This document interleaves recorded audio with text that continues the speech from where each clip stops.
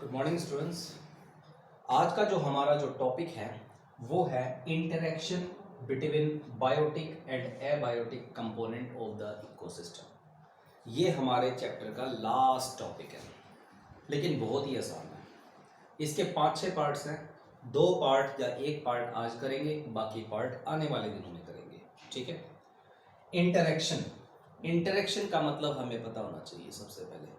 उसके बाद हमें बायोटिक और एबायोटिक कंपोनेंट के बारे में पता होना चाहिए। बायोटिक कंपोनेंट क्या होता है? बायोटिक कंपोनेंट होते हैं लिविंग थिंग्स। अब जैसे कि प्लांट्स है, प्लांट्स बायोटिक कंपोनेंट का पार्ट है। ठीक है। बात रह गई एबायोटिक कंपोनेंट की। एबायोटिक कंपोनेंट का मतलब होता है नॉन लिविंग थिंग्स। ठीक है। इंटरेक्शन का मतलब होता है कि लिविंग थिंग और नॉन लिविंग थिंग आपस में एक दूसरे के ऊपर कैसे डिपेंड रहते हैं। यानी नॉन लिविंग थिंग के बिना लिविंग थिंग्स का काम ही नहीं चलता। वो उसके ऊपर डिपेंड है, वो उसके साथ इंटरेक्ट करता है, तभी उसका गुजारा चलता है। अब जैसे कि एक सिंपल सी अगर मैं बात बताऊं, यहां पर हवा है। हवा कौन सा कंपोनेंट होता है? एबायोटिक। यहां पर मैं खड़ा हूं, मैं कौन सा कंपोनेंट हूं? बायोटिक। सोच के देखो कि अगर यहां पर हवा ना होती तो क्या मैं यहां पर रह सकता था? बिल्कुल नहीं रह सकता था। मैं सांस ही नहीं ले सकता था। तो हवा के साथ मेरा लेन देन है। मैं हवा से ऑक्सीजन लेता हूं और हवा को कार्बन डाइऑक्साइड दे देता हूं। मेरा आपस में लेन देन है उससे। इसी लेन देन को हम बोलते हैं इंटरेक्शन। तो बायोटिक कंपोनेंट एबायोटिक कंपोनेंट के साथ इंटरेक्ट करता है। अब वो किस किस तरीके से करता है वो हमें पढ़ना है। तो इसका पहला पार्ट है लाइट। हमें लाइट के बारे में पढ़ना है। ये लाइट कौन सा कंपोनेंट है? Abiotic component. एबायोटिक कंपोनेंट, क्योंकि ये जो लाइट होती है ये नॉन लिविंग थिंग्स होती है, सांस तो ले नहीं सकती है। अब लाइट के अंदर बहुत सारी चीजें, मैं अगर खड़ा हूं यहां पे तो लाइट के अंदर ही खड़ा हूं। दुनिया में ऐसा कोई कोना नहीं है जहां पर लाइट नहीं पहुंचती। सन की लाइट हर जगह पर पहुंचती है। अब मान लो हम एक प्लांट की बात करते हैं। ये क्या है? प्लांट। ठीक है, छोटा सा पौधा है। अब मुझे ये देखना है कि ये जो प्लांट है जिसको हम बोलते हैं बायोटिक कंपोनेंट, कौन सा कंपोनेंट बोलते हैं? Biotic component. ये बायोटिक कंपोनेंट इस एबायोटिक कंपोनेंट के ऊपर किस तरीके से डिपेंड है, यानी ये प्लांट इस लाइट के साथ कैसे इंटरेक्ट करती है। अब हमें वो देखना है। मान लो यहां पे सन है, सन से क्या आ रही है? लाइट। अब सोच के देखो, सन से अगर लाइट ना आए तो क्या ये प्लांट अपना फूड खुद बना सकती है? बिल्कुल नहीं बना सकती, क्योंकि जो प्लांट होता है वो कौन सी प्रोसेस के थ्रू फूड बनाता है? फोटोसिंथेसिस की प्रोसेस से। धरती से तो लेता है वो पानी, और हवा से लेता है वो कार्बन डाइऑक्साइड। लाइट और क्लोरोफिल की प्रेजेंस में वो अपना फूड खुद बनाता है। इसी को हम बोलते हैं फोटोसिंथेसिस की प्रोसेस। यानी सबसे पहले यहां पर क्या होता है? वाटर। फिर क्या होता है? Carbon dioxide. यही होता है। वाटर और कार्बन डाइऑक्साइड के साथ, वाटर वो कहां से उठाता है? ग्राउंड से। कार्बन डाइऑक्साइड वो कहां से उठाता है? एयर से। ठीक है। यहां पर लाइट और क्लोरोफिल, इन दोनों की प्रेजेंस में वो अपना फूड खुद बनाता है। इसी को हम बोलते हैं फोटोसिंथेसिस की प्रोसेस। अगर मैं यहां से लाइट हटा दूं तो फोटोसिंथेसिस की प्रोसेस नहीं हो पाएगी। तो इसलिए अगर कोई भी प्लांट अपना फूड खुद बनाना चाहता है तो उसको लाइट की जरूरत है। इस तरीके से जो प्लांट है वो लाइट के ऊपर डिपेंड है। ठीक है। पहली बात और पहला पॉइंट तो यही है, फोटोसिंथेसिस की प्रोसेस को करवाने के लिए लाइट की जरूरत पड़ती है। ठीक है। दूसरी बात,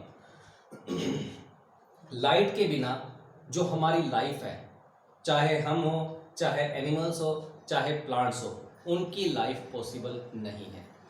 जैसे हम अपनी बात करते हैं, हम लाइट के बिना कोई काम ही नहीं कर सकते। हम दिन में काम करते हैं, रात को सो जाते हैं।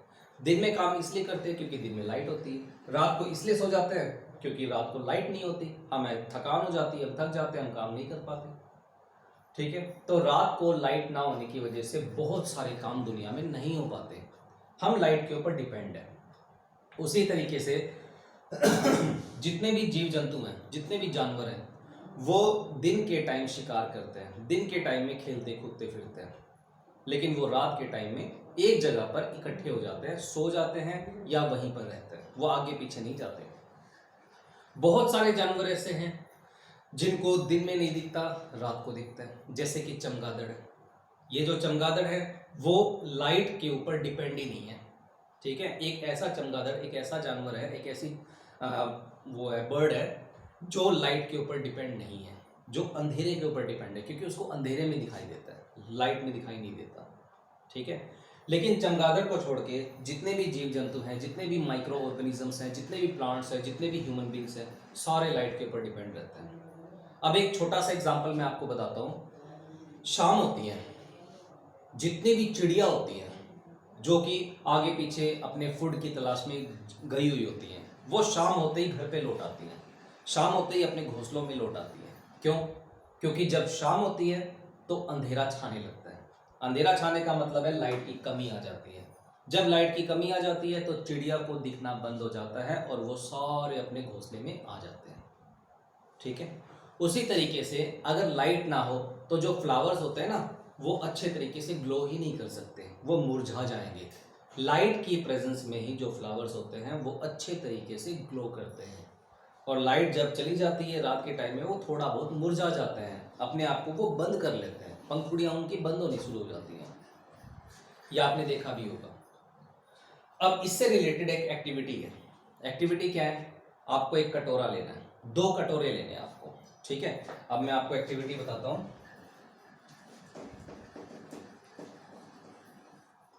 ये आप सिंपल एक्टिविटी आप घर पे भी कर सकते हो। आपको एक कटोरा यहां पर लेना है, एक कटोरा यहां पे लेना है, ठीक है। इसके नीचे थोड़ी सी कॉटन रख देनी है। क्या रख दिया? कॉटन। उसी तरीके से यहां पर भी आपने क्या रख देना है? कॉटन। इसके अंदर थोड़ा सा पानी छिड़क देना है, थोड़ा सा, ज्यादा नहीं। इसके अंदर भी पानी छिड़क दो, ठीक है। अब इसके अंदर आप मूंग के छोटे छोटे दाने बिखेर दो। क्या बिखेर दिया? मूंग सीड्स।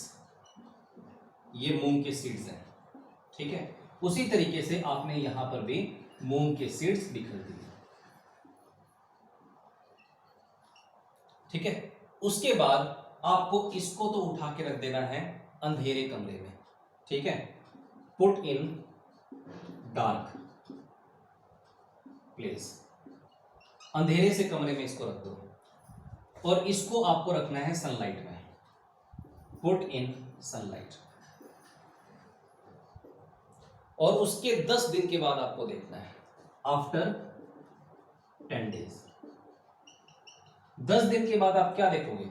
10 दिन के बाद आप ये देखोगे कि ये जो मूंग इसके अंदर जो डाले हैं, जो सनलाइट के अंदर पड़ा हुआ है, उसके अंदर से पौधे निकल आए, अंकुरित हो गया, जर्मिनेट हो गया। लेकिन जो हमने कटोरा अंधेरे कमरे में रखा था ना, उसके अंदर 1 या 2 मूंग के अंदर से तो पौधे निकल आए, लेकिन बाकी जितने भी मूंग के दाने थे वो खराब हो जाते हैं। इसका मतलब ये हुआ कि बिना लाइट की प्रेजेंस में कोई भी सीड अपने आप को जर्मिनेट ही नहीं करवा सकता। ये एक्टिविटी आप घर पे करके देख सकते हो, ठीक है। कल हम लाइट के बाद जो दूसरा जो पॉइंट है, जो एक एबायोटिक कंपोनेंट है जिसके ऊपर बायोटिक कंपोनेंट डिपेंड रहता है, वो हम करेंगे कल। तो आज आपको लाइट के बारे में पढ़ना है, इससे रिलेटेड एक्टिविटी के बारे में पढ़ना है, कल हम करेंगे इससे नेक्स्ट वाला पॉइंट, ठीक है। तो थैंक यू।